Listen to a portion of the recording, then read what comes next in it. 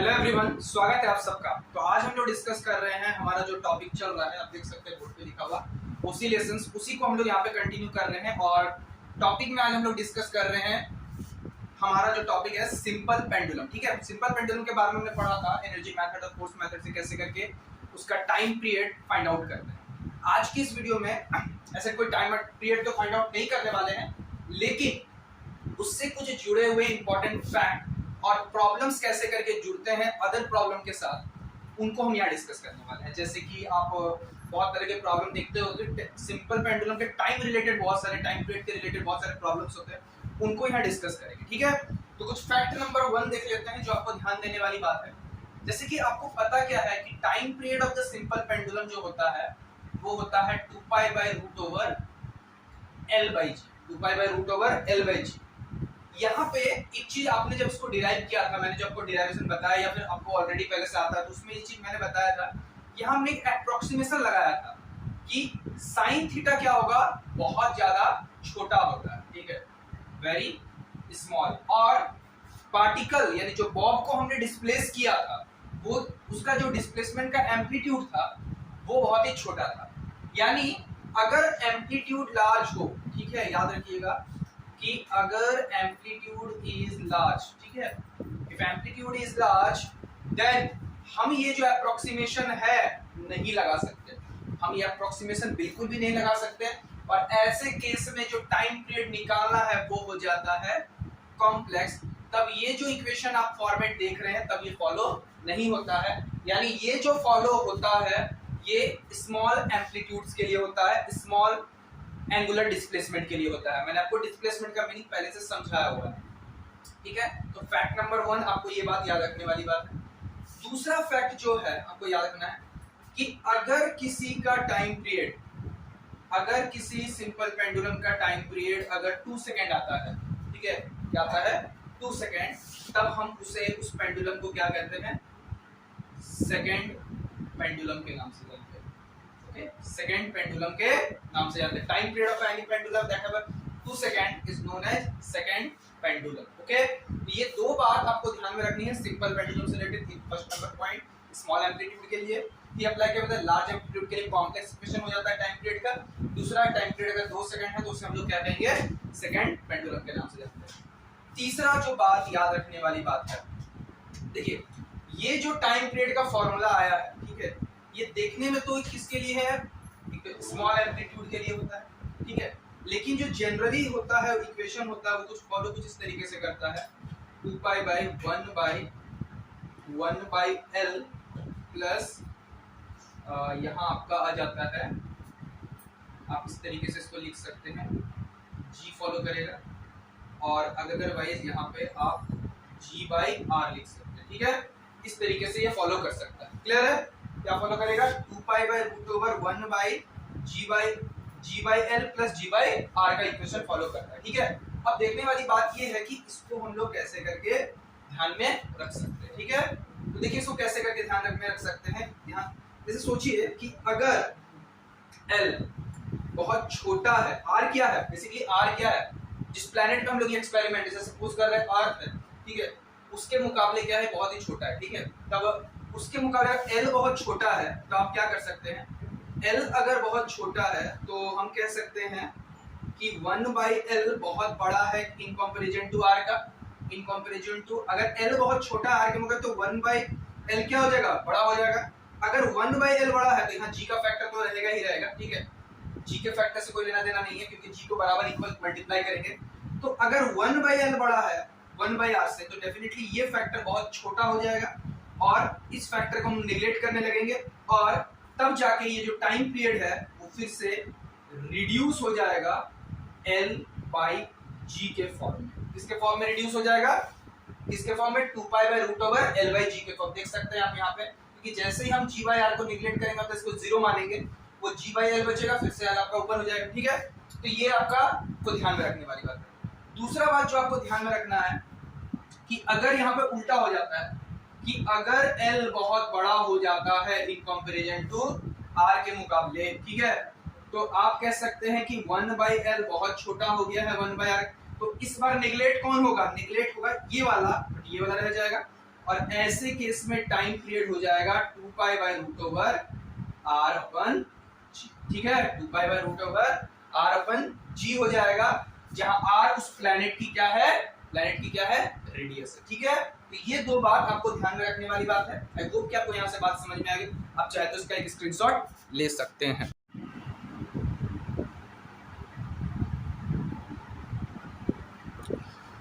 तो ये जो टाइम पीरियड आपने देखा 2 pi by root over R by g, जहां आर क्या है, प्लैनेट की रेडियस हो सकती है। ठीक है, तो ये जो आता है आपका टाइम पीरियड, ये क्या बताने की कोशिश करता है, ध्यान से समझने की कोशिश कीजिएगा। सबसे पहले बात है कि आर क्या है, रेडियस ऑफ द प्लैनेट। तो अगर हम बात करते हैं अर्थ की, बात करते हैं फॉर अर्थ, ठीक है, फॉर अर्थ रेडियस कितना हो जाता है, 6400 किलोमीटर होता है। जी के वैल्यू आप जानते हैं वो कितना होता है, 9.8 मीटर पर सेकेंड स्क्वायर। तो जब आप इसको पुट करते हैं तो टाइम पीरियड ये जो आता है वो आपका 84.6 मिनट के आसपास, 84.6 मिनट होता है टाइम पीरियड। ओके, तो ये टाइम पीरियड कब ओबे करता है, 84.6 मिनट, जब रेडियस ऑफ द अर्थ कितना हो जाता है। ओके, तो ये जो टाइम पीरियड आ रहा है 84.6 मिनट, ये आपका बेसिकली 4 केसेस में आता है। क्या आता है, इन 4 केसेस में हम लोग इसको फॉलो करते देखेंगे। केस नंबर 1 कब ये आता है, पहला केस नंबर 1 क्या होता है कि अगर कोई सैटेलाइट है, ठीक है, मूविंग क्लोजर टू अर्थ, क्या कर रहा है, क्लोजर टू अर्थ होता है, तो उस समय उस सैटेलाइट की जो टाइम पीरियड होता है वो 84.6 मिनट होता है। ओके, सेकंड मैंने आपको बताया है कि जब लेंथ बहुत बड़ा हो, यानी L जो है वो R से बड़ा होता है, यानी हम कह सकते हैं कि L टेंड्स टू इंफिनिटी, ऐसे केस में सिंपल पेंडुलम का टाइम पीरियड क्या आता है, 84.6 मिनट आता है। ओके, थर्ड पॉइंट जो है, अगर आप ऐसा करते हैं कि अपने अर्थ में, अर्थ के सेंटर से, ये इसका डायमीटर है, एक कोई भी कॉर्ड ड्रॉ किया, उस कॉर्ड में किसी पार्टिकल को रखा, वो पार्टिकल क्या एग्जीक्यूट करता है, सिंपल हार्मोनिक मोशन, और उसका जो टाइम पीरियड होता है वो 84.6 मिनट होता है। ओके, ये बात आपको ध्यान में रखने वाली बात है। इसके बारे में हम लोग बाद में जाके इसको डिराइव करेंगे कि उसका टाइम पीरियड कितना आता है। फिलहाल अभी आप इसको फैक्ट की तरह याद रख सकते हैं। क्लियर है।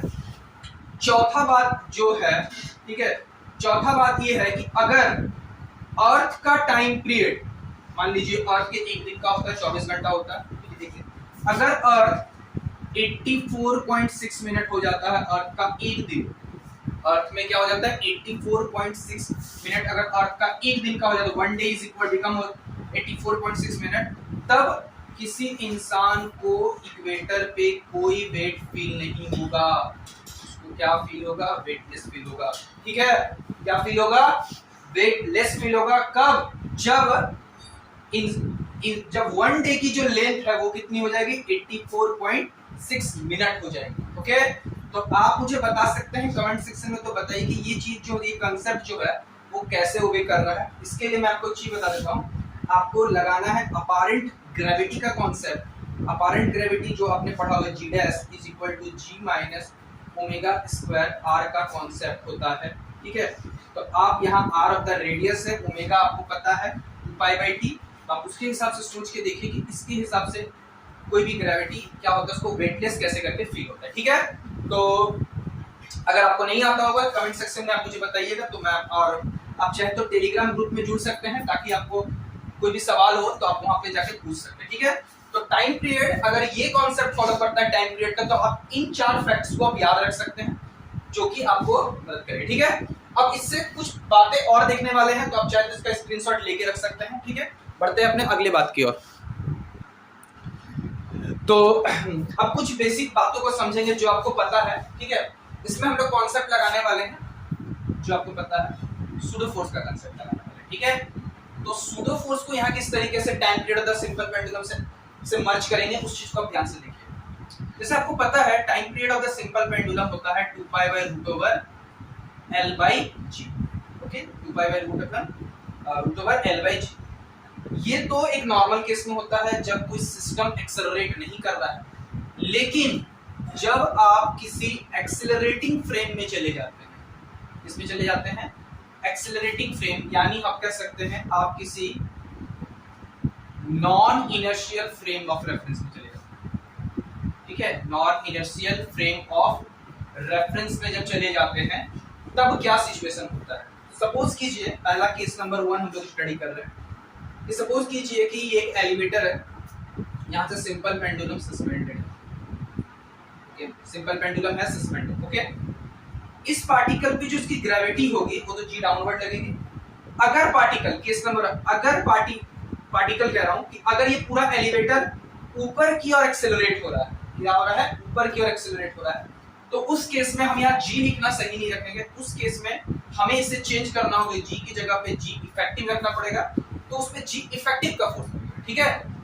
तो सबसे बड़ी बात है कि सिस्टम अगर ऊपर के एक्सेलरेट हो रहा है तो आपको पता है कि जो शैडो फोर्स, ये शैडो एक्सेलरेशन जो होगा वो किधर लगेगा, जस्ट इसके ऑपोजिट लगेगा। यानी जो जी इफेक्टिव हो जाएगा, ठीक है, जी इफेक्टिव हो जाएगा, वो जी तो डाउनवर्ड लगा ही था, सिस्टम ऊपर की ओर जा रहा था, तो जी प्लस ए हो जाएगा। क्या हो जाएगा, जी प्लस ए। तो ऐसे केस में आपका जो टाइम पीरियड है 2π/√ओवर जी प्लस ए हो जाएगा, ठीक है। टाइम पीरियड क्या हो जाएगा, g plus a, a become the acceleration of the elevator and the time period आपका जो नॉर्मल होता है टाइम पीरियड, उससे क्या हो जाएगा, क्योंकि नीचे वाला डिनोमिनेटर इंक्रीज कर दिया है तो टाइम पीरियड क्या कर जाएगा, डिक्रीज कर जाएगा, that is inversely proportional, okay. तो ये बात आपको समझ में आ गया।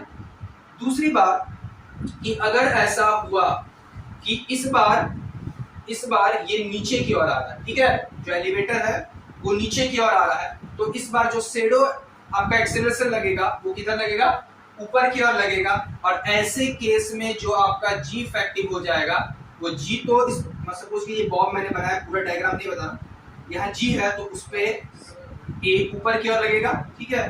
तो इस समय जी इफेक्टिव क्या हो जाएगा, जी माइनस ए, और in that case time period कितना हो जाएगा, 2π/√ओवर जी माइनस ए, ठीक है। क्या हो जाएगा, जी माइनस। क्लियर है। तो ये दो फैक्ट आपको पता होने चाहिए।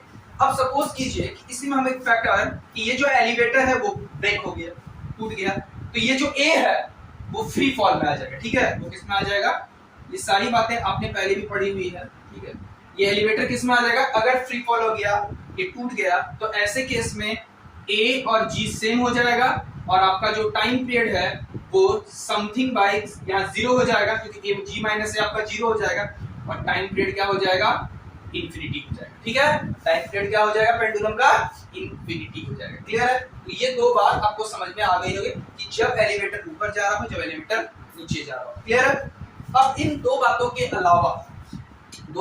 अलावा अगर ऐसा भी हो सकता था कि सिस्टम हॉरिजॉन्टली एक्सेलरेट कर रहा हो, ठीक है, सिस्टम अगर इसकी पॉइंट है, इस सिस्टम अगर हॉरिजॉन्टली एक्सेलरेट कर रहा हो, ठीक है। हॉरिजॉन्टली एक्सेलरेट करने का मतलब क्या है कि अगर सपोज कि ये सिंपल पेंडुलम है, ये किसी एक सिस्टम में है, ओके, और ये सिस्टम हॉरिजॉन्टली एक्सेलरेट हो रहा है, ठीक है, बट ग्रेविटी तो इसकी स्टिल अभी भी डाउनवर्ड ही लगेगी। तो ऐसे केस में जो इफेक्टिव जी लगेगा, ध्यान समझिएगा, इस पे भी एक्सेलरेशन लग रहा है, तो जो इफेक्टिव जी होगा, जी इफेक्टिव हो जाएगा √जी² प्लस ए²। यहाँ पे आप ऐसे समझ सकते हैं, ए इधर है, जी इधर है, तो रिजल्टेंट जो होगा √जी² प्लस ए²। पाइथागोरस का यूज करके वेक्टर के रूट सब समझ सकते हैं, √जी² प्लस ए²। आप यहाँ पर जी इफेक्टिव जो हमने टाइम पीरियड लिखा था 2π/√L जी इफेक्टिव का मतलब एक बार आप इसमें g² प्लस a², ठीक है। ये कब होता है, जब इस तरीके से, ठीक है। कभी कभार ऐसा क्वेश्चन में गिवन रह सकता है कि उस सिस्टम पे फोर्स लगा, ऐसा भी हो सकता है कि यहाँ पर एक्सेलरेशन मैंने लिखा हुआ है, ठीक है, क्या लिखा हुआ है, एक्सेलरेशन लिखा हुआ है, बट वहां एक्सेलरेशन ना लिखने की वजह से, ठीक है, कभी कभार लिख सकते हैं कि उस सिस्टम पे एक हमने फोर्स लगाया है, इस डायरेक्शन में हमने एक फोर्स दिया है, ठीक है। तो फोर्स दिया है तो आपको पता है कि F is equal to mass into acceleration, तो acceleration is equal to force upon mass. तो आप जो G इफेक्टिव लिख सकते हैं, ध्यान से समझिएगा, G इफेक्टिव जो लिख सकते हैं, एक आपके पास G तो था, हम इसे वेक्टर के फॉर्म में देखें G, और हॉरिजॉन्टली में आपने एक फोर्स लगाया है। हॉरिजॉन्टली बात करें, सारे फोर्सेस क्या लिख सकते हैं, हॉरिजॉन्टल F/m, जहां F/m क्या होगा, एक्सेलरेशन होगा। अब F/m से जो भी आएगा, ठीक है, जो भी क्वांटिटी मिलेगी उसको आप इस तरीके के फॉर्म में रिप्रेजेंट कीजिएगा, देन आपका टाइम पीरियड निकल जाएगा, ठीक है। तो ये सिंपल पेंडुलम से जुड़े हुए कुछ बात है, कुछ फैक्ट है जो हमको यहाँ पे देखे, शैडो फोर्स को हमने यहाँ पे मर्ज किया है, तो आपको जो प्रॉब्लम्स बनाने में होगा उनको यहाँ पे हम लोग डिस्कस करेंगे, ठीक है। तो आप चाहे तो इसका स्क्रीनशॉट ले सकते हैं, कुछ क्वेश्चंस यहाँ देखते हैं तो आपको समझ में ज्यादा बेटर आएगा। तो चलिए देखते हैं कुछ क्वेश्चंस को यहाँ पे ध्यान रखने की कोशिश करते हैं, ठीक है। सपोज कीजिए कि आपके पास एक सिंपल पेंडुलम है, ठीक है, सिंपल पेंडुलम है, और इस पेंडुलम का अपना कुछ मास होगा, ठीक है, का मास क्या होगा, मान लिया m, इस पे ग्रेविटी लगेगी m, तो यानी इसका वेट होगा mg। हमने क्या किया कि इस पे एक इलेक्ट्रिक फील्ड अप्लाई किया ऊपर की ओर, क्या है, ऊपर की ओर, और इसका एक चार्ज भी है q। तो बताना है कि इसका जो टाइम पीरियड का इफेक्टिव फॉर्मूला है वो कितना होना चाहिए, ओके। तो देखिए इस क्वेश्चन को कैसे करके सॉल्व कर सकते हैं। सिंपल सा, अगर इसका चार्ज अगर q है, इस पे इलेक्ट्रिक फील्ड E लगा है, तो इस पे जो फोर्स लगेगा वो लगेगा q इंटू ई, जिसका डायरेक्शन होगा अपवर्ड, जिसका डायरेक्शन क्या होगा अपवर्ड। तो एक चीज हमें समझना है कि इस पे इफेक्टिव g कितना लगेगा। एक चीज मुझे बताइए, इस पे फोर्स लगेगा ऊपर की और इसका वेट लगा नीचे, इसका वेट किधर लगा, नीचे। तो लेकिन जो इफेक्टिव होगा g इफेक्टिव, हम सबसे पहले नेट फोर्स देख रहे हैं, नीचे तरफ होगा mg माइनस ऊपर की ओर जो इलेक्ट्रिक फील्ड के कारण से आया है बाय बॉब का मास आ जाएगा, यानी mg माइनस है, यानी आपका हो जाएगा mg minus qe by m हो जाएगा। क्लियर है। तो यानी यहां से जो g इफेक्टिव हम लिखना चाहेंगे वो होगा g minus qe by m हो जाएगा, यानी इफेक्टिव g जो होगा वो जिस तरीके से होगा। अब आप चाहे तो बहुत ही आसानी से टाइम पीरियड का फॉर्मूला 2π/√g इफेक्टिव रख के बना सकते हैं, ठीक है। तो यहाँ पे हमने क्या किया, इलेक्ट्रिक फील्ड को अपवर्ड रख दिया। अब अगर यही चीज रह जाता डाउनवर्ड, तो यहाँ पे माइनस की जगह क्या हो जाता है, प्लस सिंबल, आराम से बना सकते हैं, ठीक है। एक तो ये चीज हो गया। सपोज करते हैं कि यही प्रॉब्लम होता, लेकिन इस बार इलेक्ट्रिक फील्ड इधर होता, इलेक्ट्रिक फील्ड किधर हो जाता, इधर हो जाता। तो इस बार इसको हम हटा देते हैं, इस बार इस पे जो फोर्स लगेगा सेम लगेगा, फोर्स QE, और एक g इधर है और एक फोर्स इधर है, एक फोर्स मतलब एक वेट इधर है और एक वेट इधर है, ठीक है।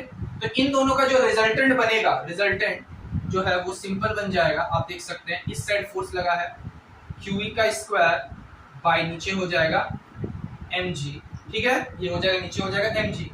तो जब आप g निकालने जाएंगे, g इफेक्टिव, तो नेट फोर्स बाय आपका m आ जाएगा, यानी √QE का स्क्वायर प्लस mg का स्क्वायर बाई क्या आ जाएगा m। अब आप उसमें से पुट कर दीजिएगा, ठीक है। तो यहाँ से आपको दो चीज बातें समझ में है कि अपवर्ड रहेगा तो केस में क्या करना है, डाउनवर्ड रहेगा तो केस में क्या करना है, और जब हॉरिजॉन्टली रहेगा, ठीक है, जब हॉरिजॉन्टली रहेगा तो हमने क्या किया, QE नीचे रहा mg, तो दोनों का जो रिजल्टेंट है वो देखा इस तरीके से, नेट फोर्स देखा। अब नेट इफेक्टिव में जो होगा F by net force by mass, क्योंकि F बराबर mg इक्वल टू क्या हो जाएगा, यहाँ से आराम से निकाल सकते हैं g इफेक्टिव। तो g इफेक्टिव की वैल्यू को आप यहाँ पे पुट कर दीजिएगा तो आराम से आपका टाइम पीरियड निकल जाएगा, ठीक है। तो इस तरह के छोटे-छोटे क्वेश्चन जो है आपको दिए जा सकते हैं और आप आराम से इनको टैकल कर सकते हैं, ठीक है। तो आई होप कि आपको ये समझ में आया होगा। तो आप इसका चाहे तो स्क्रीनशॉट ले सकते हैं। तो आज हम लोग लास्ट क्वेश्चन देखते हैं इस वीडियो में, ठीक है। क्वेश्चन क्या कह रहा है, ध्यान से सुनिएगा, मैं पूरा क्वेश्चन नहीं करूंगा क्योंकि क्वेश्चन बड़ा है, बट कांसेप्ट में जो बता रहा हूं ध्यान से सुनिए। सपोज कीजिए कि एक कार है जिसमें एक सिंपल पेंडुलम है, सिंपल पेंडुलम की अपना कुछ इसकी लेंथ है, बाकी बॉब की मास स्मॉल है मान के चलते हैं। ये क्या है, एक सर्कुलर ट्रैक में घूम रही है जिसकी अपनी रेडियस क्या है, r है, ठीक है। सर्कुलर ट्रैक में घूम रही है जिसकी अपनी रेडियस क्या है, r है। तो ऐसे केस में, ठीक है, ये टर्न ले रहा है विद यूनिफॉर्म वेलोसिटी, मान के चलते v से घूम रहा है। तो ऐसे केस में इसका टाइम पीरियड का क्या फॉर्मूला होना चाहिए, ठीक है। तो देखिए सिंपल सा बात है कि थोड़ा सा आपको 1 मिनट के लिए सोचने वाली बात है, कोई बड़ी बात नहीं है। आप इतना सोचिए कि अगर ये सर्कुलर ट्रैक में घूम रहा है तो इस पे अगर हम एक्सेलरेटिंग फ्रेम में, या सॉरी आप इनर्शियल फ्रेम में देखते हैं तो इस पे लगने वाला है सेंट्रीपिटल। लेकिन इसके बारे में सोच के देखिए कि ये बॉब किसमें है, वो आ जा रहा है एक्सेलरेटिंग फ्रेम में, यानी नॉन इनर्शियल फ्रेम में, और इस बॉब पे लगेगा सेंट्रीफ्यूगल फोर्स लगेगा जो कि उसको बाहर के एक्सपीरियंस हो रहा है। और इसका जो m है, यानी जो ग्रेविटी है, यानी एक वेट तो उसको नीचे की ओर महसूस होगा, और एक सेंट्रीफ्यूगल फोर्स जो है वो कितना होता है, mv² बाई r, इसको बाहर की ओर महसूस होगा, ठीक है। जो कि सर्कुलर ट्रैक में टर्न करने के कारण से जनरेट होगी। तो आप देख सकते हैं कि ये हॉरिजॉन्टल है, मतलब अगर कार ने इस तरीके से टर्न लिया है तो उसको बाहर की ओर सेंट्रीफ्यूगल फोर्स महसूस होगा, लेकिन वेट उसको नीचे की ओर। तो एक उधर लगा है, फिर से देखिए हॉरिजॉन्टली है, और एक इधर लग रहा है, तो दोनों एक दूसरे के साथ परपेंडिकुलर डायरेक्शन बना रहे हैं, जो कि इस डायग्राम से दिखा रहे हैं। तो एक तरफ तो mg फोर्स है, इधर mv²r है। अगर एक्सेलरेशन में लिखना चाहते हैं तो m को यहाँ से हटा देते हैं, यहाँ से भी हम m को हटा देते हैं। तो जो g इफेक्टिव इस बार बनेगा, फिर से देखिए यहाँ से क्या बनेगा, एक ये भी एक्सेलरेशन, एक ये भी एक्सेलरेशन है, तो नेट जो एक्सेलरेशन होगा कुछ इस तरीके से होगा, यानी g² plus v² by r²। ठीक है, क्या क्लियर है? जैसे कि आप इसको ऐसे समझ सकते हैं ना, ये होता है जैसे कि ये a है, तो आप इसको कैसे लिख सकते हैं, देखिए g² प्लस a², तो हम इसे लिख सकते हैं g², और एक्सेलरेशन कितना है, आप लिख रहे हैं v⁴ हो जाएगा, बाई r² होगा। इसको चाहे तो आप ऐसे भी लिख सकते हैं, r² के पावर में 1/2 लिख सकते हैं। ये आपका बन गया g इफेक्टिव। अब आपको पता है टाइम पीरियड का फॉर्मूला 2π/√L/g इफेक्टिव, और g इफेक्टिव की वैल्यू को आप यहाँ पुट कर दीजिएगा, तो आपका आंसर। ठीक है, तो इस तरह के क्वेश्चंस को डील करने से पहले थोड़ा सा आपको 1 मिनट के लिए सोचना है, बाकी इसमें कोई बड़ी बात नहीं है। तो आई होप कि आपको ये चीज समझ में आई है। आगे के वीडियो में और भी अच्छी अच्छी चीजों को डिस्कस करेंगे। ठीक है, तब तक के लिए आप यहाँ तक तैयार। Thank you.